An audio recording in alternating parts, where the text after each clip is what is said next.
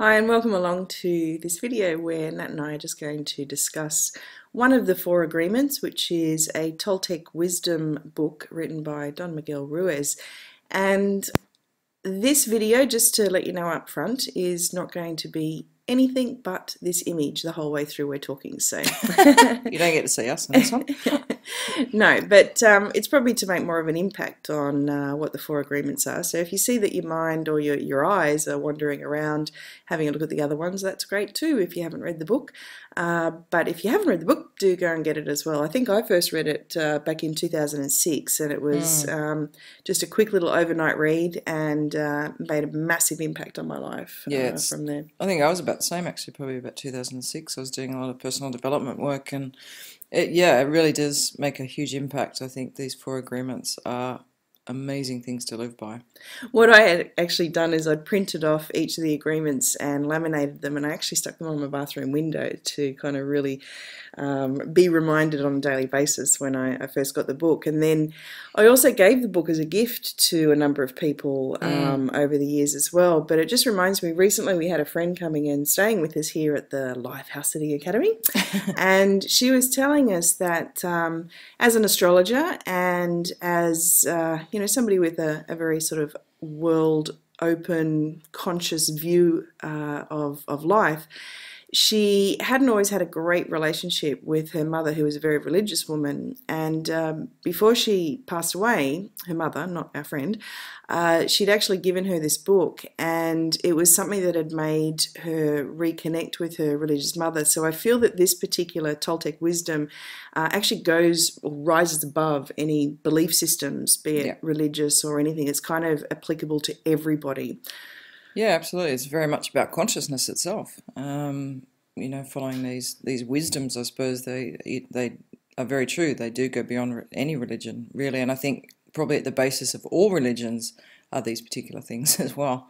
So, but bringing it back into the house sitting aspect, which is really what we wanted to talk about here. So, with this topic that had been raised through Natalie Sisson's blog challenge, it was about letting go of people or habits that are no longer serving you, and the best way to do that is actually to replace it with another new habit.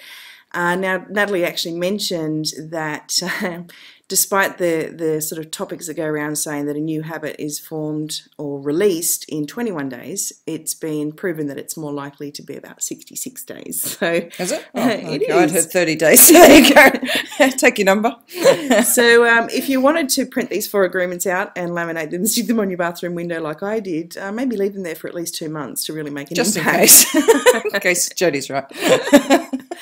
So with the two scenarios that I've mentioned in the blog post here that came up as topics of conversation in our House Sitting World Facebook group, I really felt that this particular one of the four agreements, don't take anything personally, was definitely speaking about both scenarios. So I'll just recap the scenarios in case you haven't read the blog post. One was that a homeowner was feeling a little bit disconcerted with the fact that her house sitters that had applied for her listing had not been responding to her. She had quite a unique listing, but she'd gone out of her way to respond back in great detail, but nobody was getting back to her within days, and she was starting to get really worried. And the other scenario was our wonderful administrator of the group, a very experienced house sitter. She had said put out this question and said, I don't know what feels worse. I don't know whether just being told that you haven't got the sit is worse than being told that you're a really close second. Just missed out. You just missed out. God, terrific. Both result in the same thing. But I really felt that both of them sort of apply to this don't take anything personally one. And all four agreements, as I've mentioned, are pretty much, I think, the code of house sitting. It starts at the start. You know, being impeccable with your word is probably from the moment of applying for the house sit. Yeah. Then don't make assumptions, don't take anything personally, and then actually being on the house sit is always doing your best. So they're all very relevant, but let's dive in a little bit to the don't take anything personally regarding these two scenarios first, Nat. What are your impressions of that? Look, I think it's easy to take things personally. You know, really the basis of all ego is actually the I, you know, it's the you, and the I part of the ego. And so we always want to make things personal. We always want to make it about us. And it's an easy trap to fall into, because then that means that things can easily affect you. And when a homeowner turns around and says, thanks, but no thanks, it is easy to take that personally. You feel wounded, and you feel, you take it to heart a lot of the time, because a lot of house sitters, and rightly so, put a lot of time and effort into creating their profile and writing a really good application email, and really do want the sits as well. You know, they're very genuine about what they do, and I think that it only adds to that ability of making it personal. So when you do get knocked back, it really affects you, and it can hurt, you know, hurt a lot, especially if you've got a few of them that come in too. You can start to really reduce your amount of confidence as well. And especially if it's on a sit that you really thought was going to be yours, like you really wanted that particular one. Yeah, definitely. But just to add to that, I mean, we had something similar. We had a situation where we had applied for a sit in Ireland not so long ago, and the dates were perfect. It was a perfect match between one sit and then the next booking after that. And we had a great interview with the lady, and she was sort of first-time homeowner as well. And she's like, "Oh, you know, I'm so impressed with your profile and all your thing. I'm worried that my house is not going to be up to your standard."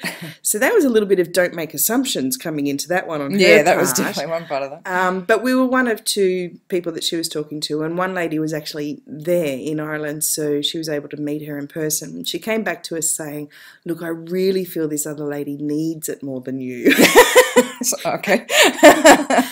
So even though she was possibly making a few assumptions there, we had to look at it and go, ouch, you know, that hurts, but I'm not going to take it personally, because there is a bigger reason. There's a bigger reason for that. And even though it took 2 weeks and we were starting to get a little bit worried about what we were going to be doing for, you know, 3 weeks in between these two particular house sits, suddenly this one appears, and it was for the perfect dates, and it was only 2 kilometres from our following sets. So it was kind of like that trust aspect coming back into it as well. Yeah, we very much live like that. I think now this not taking anything personally as part of it is, if you do get knocked back on a sit, then there's a reason for it. And the reason usually is because there's something better coming up.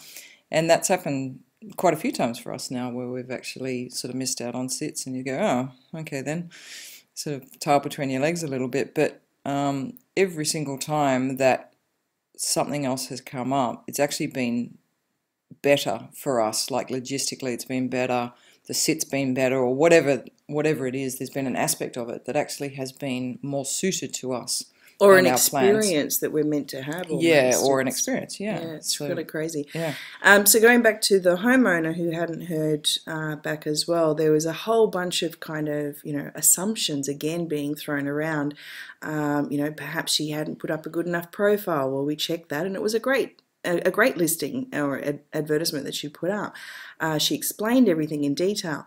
So perhaps it was, you know, I used the example with her that we had gone through some really bad weather here in Greece, and we literally couldn't get onto the internet for a number of days. So you just never really know what the situation is for the other party, especially when you're making those assumptions, and then of course taking it personally. So just to read what's actually on this particular summary of the 4 agreements: nothing others do is because of you.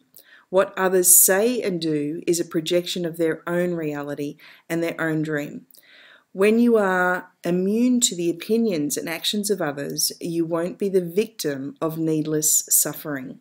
You know, again, if you're following these 4 agreements, you know, when you are being impeccable with your word and not making assumptions, you're always doing your best and not taking things personally, it's pretty much a case of you're living your truth. And I like the way this graphic is laid out, because the circle brings it all together into the one. And these are really good little, boundaries or guidelines, not only to live by, but to bring into your house sitting experiences, both as a homeowner and as a house sitter, because everything will always play out as it's meant to. Even if there are certain situations that show up that are beyond your control, they're experiences of life that you're meant to have.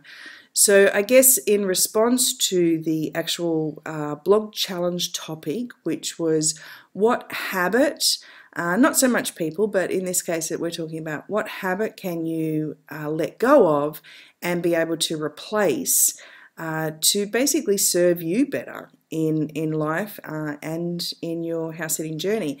And we feel that it's definitely starting with don't take anything personally. Yeah, and I think another flow on from that, I guess, and that's come up a lot here at the House Sitting Academy in Greece, that we've had a lot to do around here. There's been a lot of gardening to do and things like that. And I found myself out in the garden, and for the first time I actually wasn't doing it for anyone else other than myself. And I guess what that meant was that I really was very immune to other people's opinions on it. So I didn't really care if the homeowner liked what I was doing. I wasn't looking for her approval or anything like that. I was actually doing it for me. And I think that's just a really important aspect of house sitting, is that sometimes we can fall into the trap of trying to impress other people, particularly the homeowners, when if you just did what you love in that moment and you did it because you really enjoyed doing it, then it really doesn't matter what anyone else thinks about it at the end of the day. And it's the same for your business and for your work and things like that. And we've certainly experienced that with some of our business stuff too, is we don't do it for anyone else. We actually do it for ourselves because it comes through as an expression of us.